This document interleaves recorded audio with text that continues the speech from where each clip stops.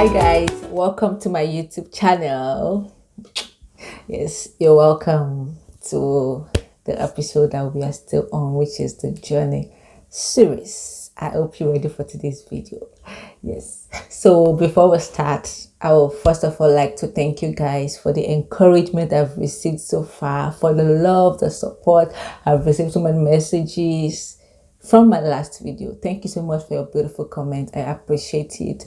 I appreciate the encouragement. Like the comments, they just put a smile on my face, knowing that someone is being inspired has made my day a million times. So thank you guys so much for the support. Thank you. And also, please, if you haven't subscribed, please subscribe, like, and share this video. Thank you so very much as you did that. So to today's video, we're going to be talking about how it all started. So how did it start? Did I just wake up and yes, we'll find out soon. So let's start. So how did it start? So first of all, it started as a child. I was told that as a child, when I was around like 2 years old, yeah, thereabouts, 2 years old, I started having the patchy alopecia. Yeah, remember the one from my last video? Yeah, the one with the small bald patches on the scalp, and it started like that as a child. And yeah, of course, they didn't know what was wrong with me, but they were just applying this cream and ointment, like the natural things.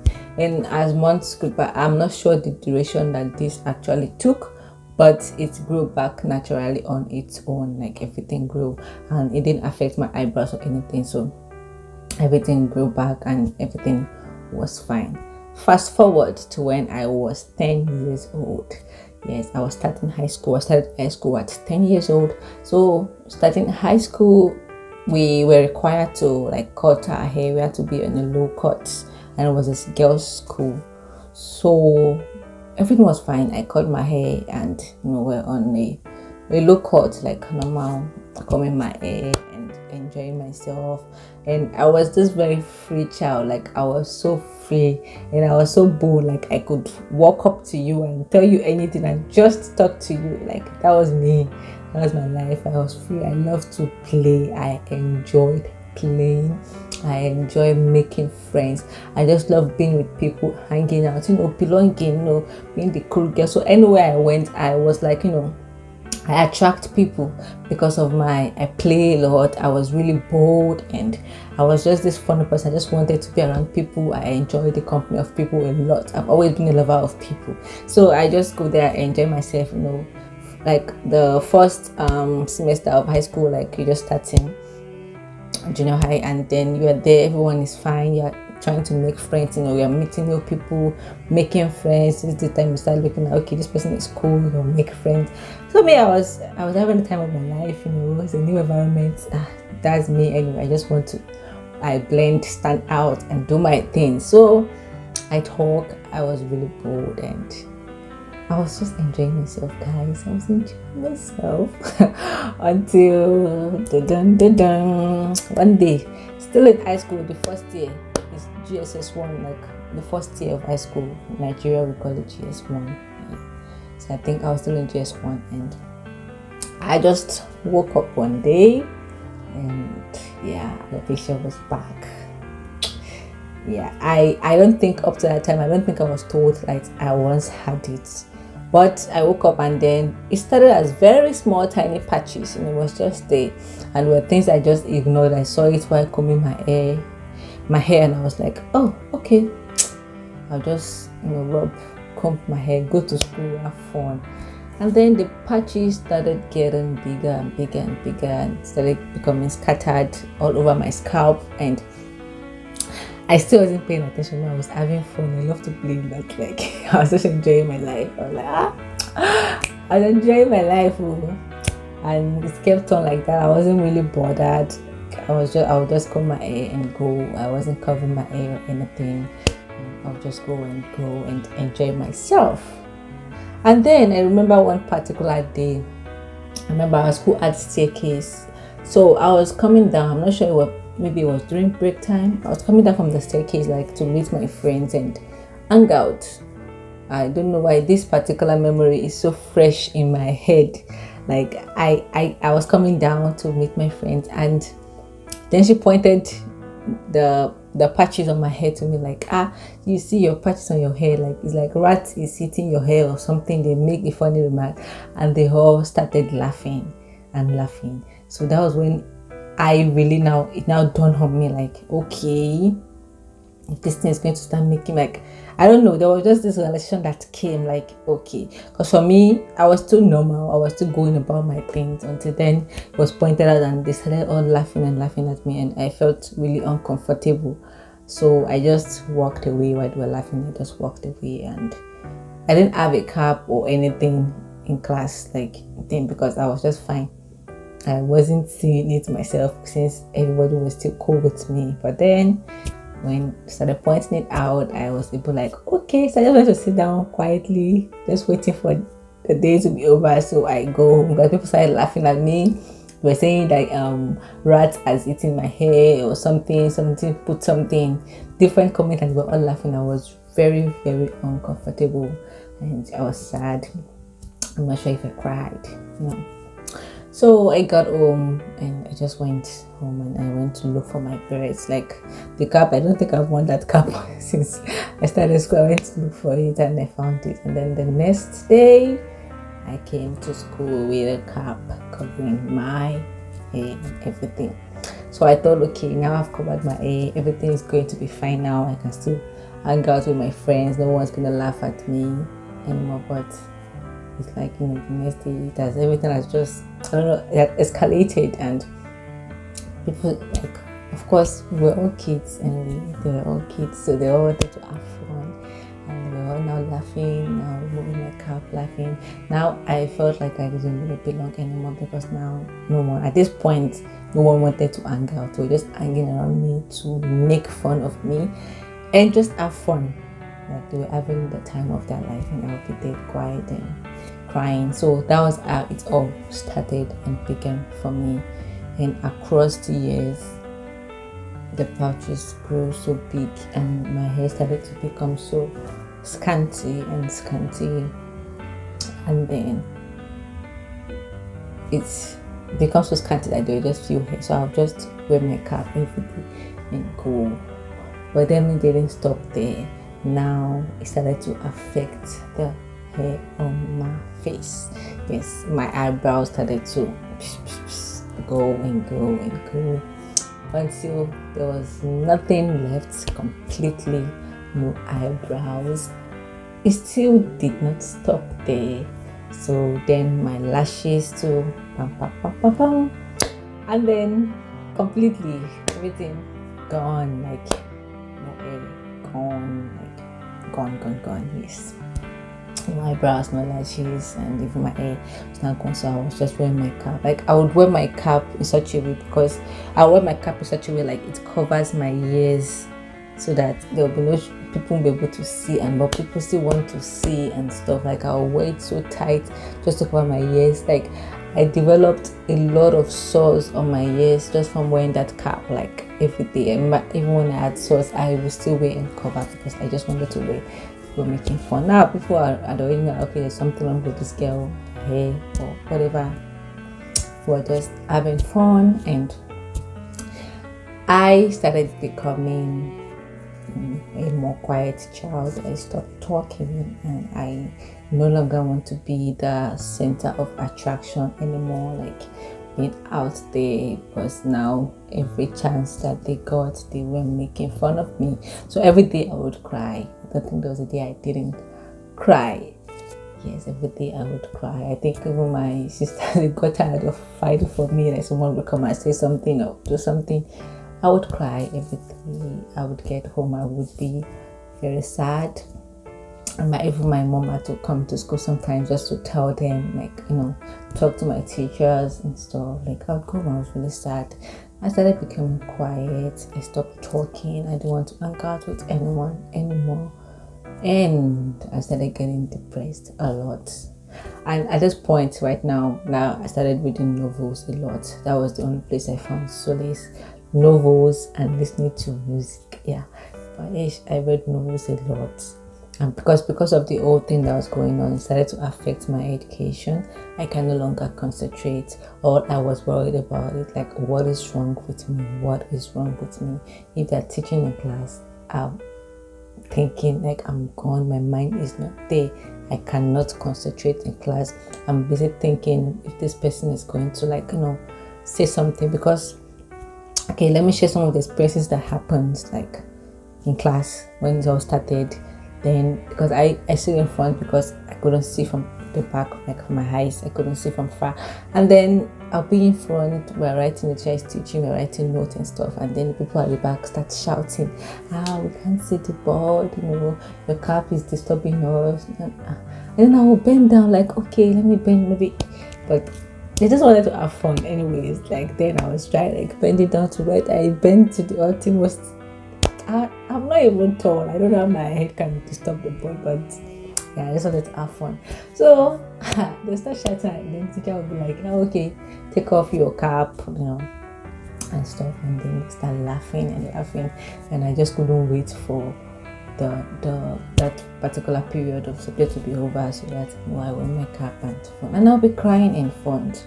So this made me so distracted. I can't concentrate in class, because someone is either making a snap remark around me, they're making a comment, getting to me, or that is going to happen again. So I'm thinking of all that. In the midst of all this, I'm thinking, what is wrong with me? I'm thinking, why me? Because I can't even tell what's wrong. Like, even when someone comes, what exactly is wrong? I don't know. I was just a child. I don't know what's wrong with me and everything. Yeah, so I just became quiet. I read my novels in class, and I read. I got so addicted to novels, I think I stopped studying because I wasn't understanding what was going on in class. Anyways, I was just going to be there looking because I can't concentrate. Another moment I dread so much, in high school was, they usually come, like, to check our hair if it's full, and people have refused to cut their hair for maybe fashion reasons and stuff. So they come and check, and when they come inside, they're like, everybody remove your cap. Then they start checking, because sometimes the students, they get full hair and they want to hide it, so that they can make hair and stuff. Then they come and open the cap and start checking. That was always a time that I dread so much, and of course people will be laughing and everything. So that time felt like we've gone to tell some teachers and explain to them. So some teachers, very few actually, they understood that when they come, I'm not scared, because I know that they'll just pass by me. They won't ask me to remove. But there are some that, oh my god, they don't care. So sometimes if I hear like the teacher is going to come and check our hair today, I get really I get really scared. Sometimes I even go and hide in the toilet so that I don't, as I say, so that I won't be in class. I'll run to the toilet, like, just find a way. I'll be panicking so much because I just don't want to be laughed at. Like, I think literally every day in school I was always crying.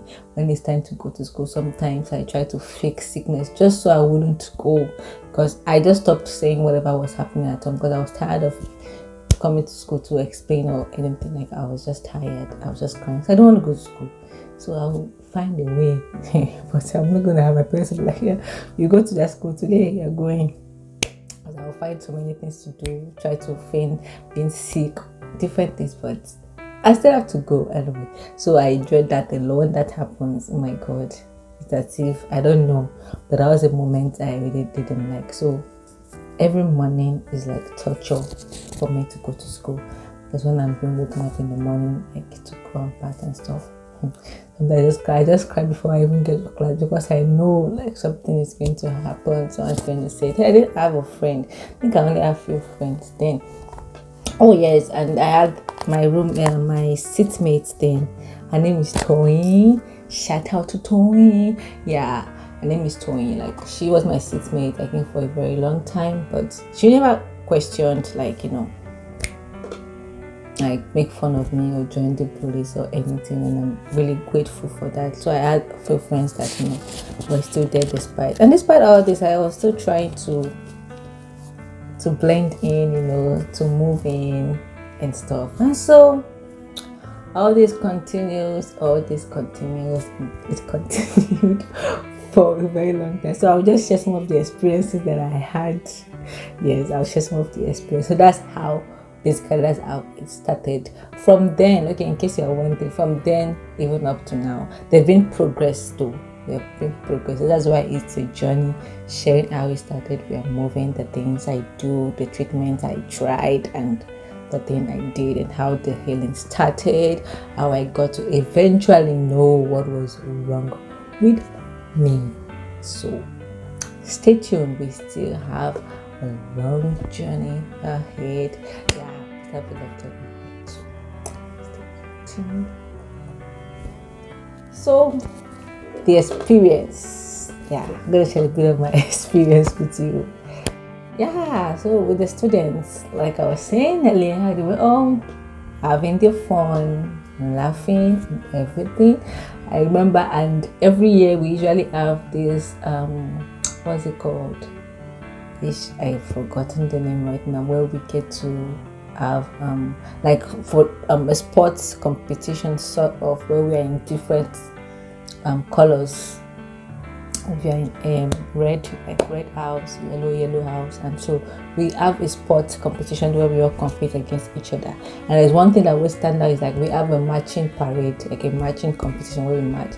And in those matches, we have like, they usually look out for the most beautiful people. Maybe you're in yellow house, you're in red house, and then you become the queen, like the queen, you become princesses. So you get to, they just dress you up, you wear a crown, wear a nice dress, while the others they match and stuff. And I love sports, so I always join the matches and just match behind and stuff. So remember at this time now, I was in senior high now, and they came to me like, now I had at least, now I had blended in. I was now coping, or I would say I was coping, like I was surviving. So now they laugh at me. Sometimes I just keep quiet. I think I've got tired of crying and stuff. I'm just there, getting over. I'll still talk to the same people that make fun of me and stuff. So it's now a part of something I had to deal with every day. So they came to me and they were like, "Oh, you're in our house and wanted to be our queen and stuff." And for someone like me going through what I'm going, that actually meant a lot, because I thought we were serious. I didn't know that they were unserious. They were just playing with me. So they came and they said that they wanted me to be their queen. I'm so pretty. Oh my God. I felt beautiful for the very first time in my life. Like, yes, I'm beautiful. So they're going to make me the queen and stuff and all that. I was happy. I went home so happy. The next day they came. They were like, "Oh, so for your eyebrows, what are you going to do about that one? Are you going to?" I'm like, "Yeah, I'll just draw the eye pencil." They were like, "Oh, okay, good. And your eyelashes, are you going to fix eyelashes for that?" They were all talking. Guys, I didn't know they were all laughing. It was just to make fun of me. I was the one taking it serious. And later, they had their queen and they have chosen their queen and their princesses and everything. But they were just making fun and stuff. Whenever I got to find out, like, I was so touched. I cried. They were like, "Who will make you queen? Like, we're just playing with you, and who will be queen or something?" I cried, guys. I really cried because I was looking forward to it a lot. I looked forward to it, and I thought it was something like, but anyways, they had fun, and whatever they had now, I'm sure they are doing okay. I'm not holding grudges against anyone, because along the process, God has taught me forgiveness. Yes, that was something that I really learned a lot. So that was one of the experiences. And the other experiences outside school, oh God, I was called ugly a lot of times. I was told to my face, "You are ugly." When we go out with my sisters, the church, like, "You are the ugliest in the family. We don't even know if you are part of this family." Like, I was the odd one out. I was walking about, no eyebrows, no eyelashes, because outside school I still need to go out, so I was always on the cap. I had this head warmer where I would just wear, and of course it's not cold in Nigeria. So wondering, are you not hot? Like, why are you always wearing a head warmer and stuff? Because that's what's going to cover, my thing well. Because if I wear a scarf, I feel like it will be obvious and all those things. I started finding different styles, to tie a scarf to wear, just so to cover. I when I'm going to church, and of course I was still young, so I don't think wig wasn't an option then. I wanted one, but it wasn't an option. So going to church, I would just wear a cap because the church have to cover, so we have to wear a hat. I wear a cap on it, and then I'll wear the hat. And of course, the hat is not going to cover a lot. I know how the hat is. It can easily. I'll go to church, so just for students waiting for me, just to do that so that they can see and laugh. And I was in the children's church then, so like a lot of experiences, guys. A whole lot of experiences, but in the end,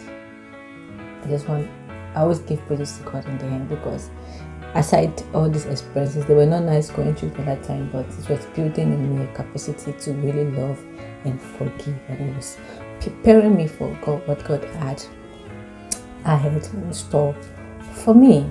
So yes, that would also happen, and I felt abnormal, and because without eyebrows and lashes, I looked sick. Now people are wondering. I get asked so many times, do you have cancer? Like, what is wrong with you? And so it got to a particular age that I couldn't even use makeup, because, oh no, if you're not up to like 16 years, you can't use makeup. Makeup for who? So I had to carry my face about like that. No wig, nothing. No, I just go as I am. And it wasn't a nice sight, and I was always crying and depressed because I'm trying to cover up in church. I'm trying to belong, and everybody's fine, but I'm not fine. I just always find myself like just sitting in the corner, because I started avoiding people, because if I get to meet the people, either they ask me if I'm sick, tease me, or tell me I'm the ugliest or I'm ugly, or any of those comments. So I started avoiding people. I just want to be by myself. Started getting depressed, and eating was a problem. I would not eat. I just wanted to be alone, like get a novel, be alone. So then even all my food money for school and everything, I would go buy novels. I buy novels just so I sit down with my novel. That was like my favorite thing in the world. So that was a place where I can pretend to be the pretty girl in the novel, and you have all those things. Yeah, like I was just away from everyone, and I started isolating myself a lot. I was getting depressed a lot because I would cry, I wouldn't eat. Sometimes I would just burst out and start crying. Why me? Why am I the only one that's different? I have sisters. Why are they not like that? What is even wrong with me?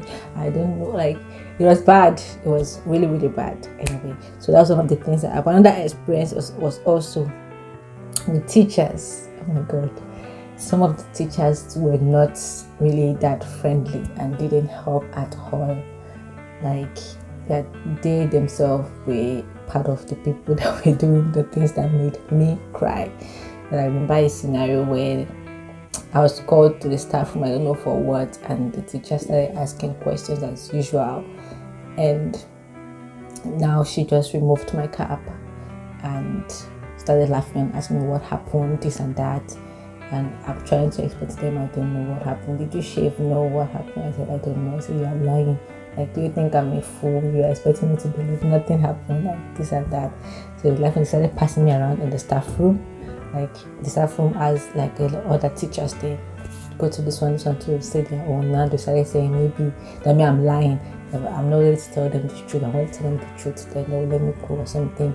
Someone else said maybe I did something wrong, like maybe I was being promiscuous, or I was seen with a man, or all those things. That was when my father decided to punish me and cut my hair. They said all sort of things. That's the staff room. I wasn't happy. I cried. Oh God, I cried. I cried. I was not happy at all because I felt really bad. I felt bad, like very bad. Like, they wouldn't believe me. They called me a liar. They said I slept with a boy and I was caught, and that was my punishment. And they were laughing and teasing and everything. Eventually I went, but it's like almost every day I got called by a different teacher. Oh, I even get punished for my eyebrows. They think I had scripted for fashion purpose, so I get punished for that a lot of times because I try to explain to them I didn't cut my eyebrows, I don't know what happened and stuff, and they'll be like, you don't expect us to believe what you're saying, like something must have happened and all those things. So I get punished a lot by all those things. So even outside, in church, people call me and be like, you're a pretty girl, I'll be like, yes. And they'll be like, so why did you have to cut your eyebrows? Why don't you leave them? And I'll be like, I didn't cut my eyebrows. And they're like, no, you did. You can't say it. I didn't know what was wrong with me. I had nothing to say, like, okay. And they were all not believing me. Like, it was as if, so at a point I just kept quiet because everybody see me and I assumed like I had cut my eyebrows or done something. I just wanted someone that would listen to me and ask me. And even if you ask me, believe what I'm going to tell you. Don't feel like you're lying and all those things. And yeah, forget it, but not everyone, like, you know. But anyway, so those are some of the experiences that I had. So I was depressed. My eating habit was very bad. I wasn't eating. My self-esteem went down to 0. My self-confidence went down to 0. I was even shy to talk outside. I avoided gatherings. I remember a gathering I went and someone told me right there on a table, like, you are the ugliest in your family. Like, this one is fine, this one is fine, but you.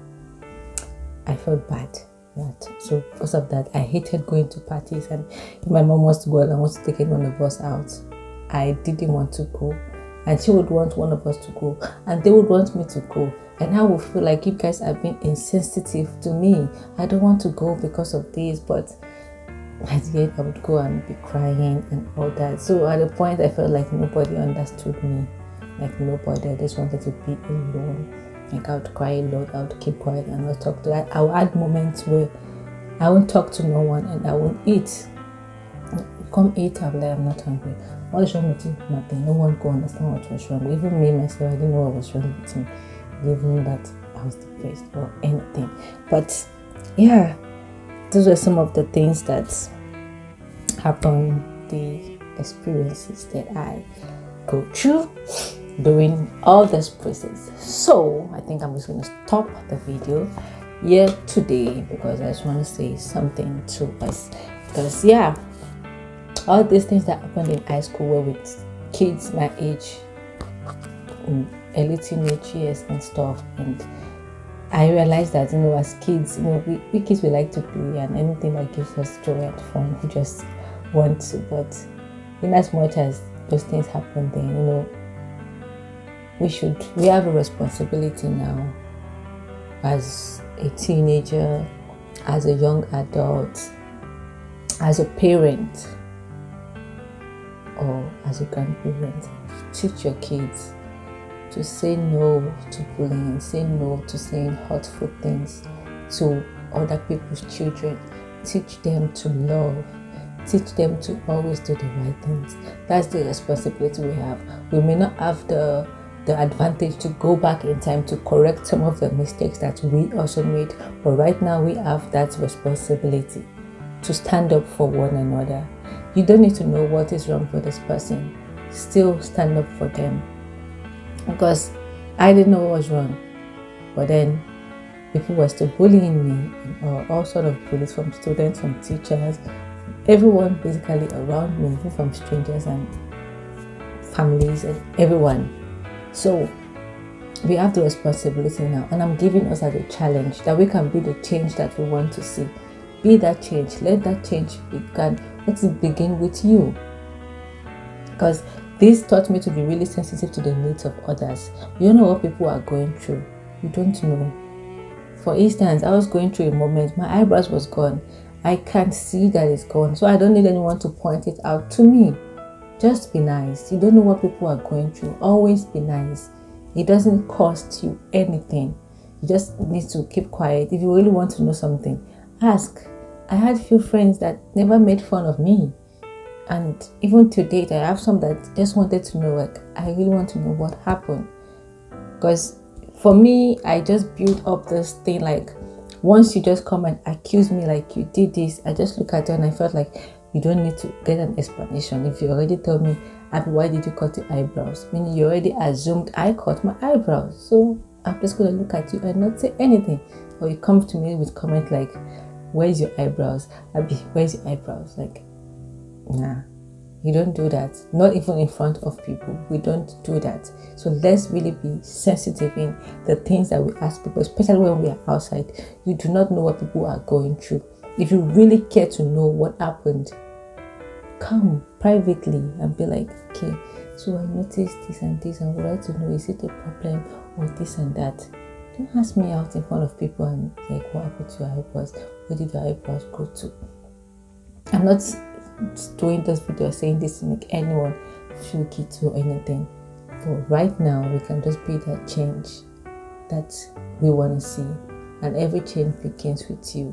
So this is just a challenge to us, guys. Wherever we find ourselves, do not know what people are going through. Never teach them about anything. It could be their weight, it could be their height, it could be their anything. Never ever teach them. I was still a lot with my heights as well. Like, it was just a whole lot of things.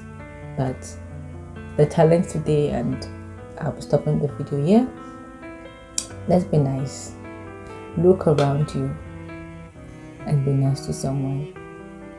And please, every comment that has to do with how a person look, if you have nothing nice to say, keep quiet.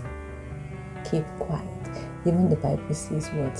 That let your words be seasoned with grace, so that you do what? You minister grace to everyone that hears you. So this is a mandate for us. If your word is not seasoned with salt, if it's not going to be nice, if it's not going to build the person up, then don't say it. There's really no need to say it. Then be quiet. Just be there for one another. Let's build one another up, because they are like a school is the place where a child is supposed to feel welcome. A church is a place where someone's supposed to feel welcomed. Anywhere you go, like you see your brothers and sisters, you're supposed to make them feel welcome. But our words can push them away. Some don't even live to tell the story because of what someone has said, and this season they killed themselves. Yeah, it's by God's grace that some of us are still here today. I thought of suicide a lot of times. I even almost did it here.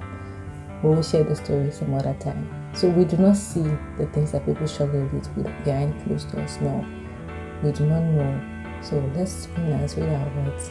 If per adventure there's someone with maybe about their height or their weight, or say you are too slow, you are this, like, appreciate people in everything they're doing. Just appreciate them. Get someone something to appreciate them. You can't go back in time to fix some of the things that we have said, but we can start to change now, and it begins with you. So this is just a wake-up call to us. Some things we are not aware of them, like what I'm sharing now. A lot of people are not aware of it, but now that we know, there are many other things that people are not aware of. Just be nice to people. Someone just needs to hear you say something, and maybe they won't even try to think of committing suicide. They will feel loved. So this is my challenge to us. Let's love one another. This is what we've been called to do. Let's be there for one another. So I hope you are inspired as we've come to the end of this video. So we'll continue the series next week. So before we go, guys, don't forget to subscribe, to like, and share this video. Also, please comment. Your comments, they keep me going. Like I always say, I especially love to see your comments and hear stories, inspiring stories, how you're inspired. So thank you so very much, and God bless you till the next video. Bye bye.